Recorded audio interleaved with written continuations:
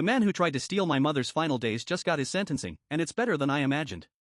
It's been 6 months since I walked out of that boardroom and left Marcus's career in a pile of digital ash. My mother passed away peacefully 3 days after the police escorted him out of the building in handcuffs. She died knowing I was safe, and more importantly, she died knowing that the man who mocked her illness was finally being held accountable by a world he thought he owned. I spent the last week of her life holding her hand, not answering a single work email, while Marcus spent his first week in a cell realizing that his empire was built on sand. The fallout was nuclear. The board didn't just fire him, they sued him for every cent of the consulting fees he'd siphoned off over the last 3 years. Because I had meticulously documented the wire transfers to his brother-in-law, the feds moved in with a racketeering charge that Marcus's high-priced lawyers couldn't touch.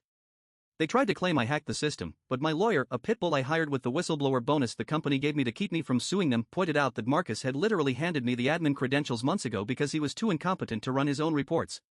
The trial was the closure I didn't know I needed.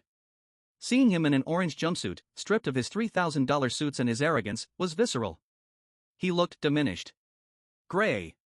When the judge read the victim impact statements, I didn't talk about the money. I talked about the hospital room.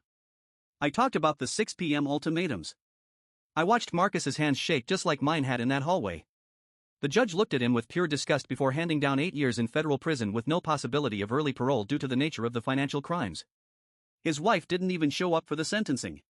She'd already filed for divorce and cooperated with the prosecution to save her own assets, leaving him with nothing but a public record and a mountain of legal debt.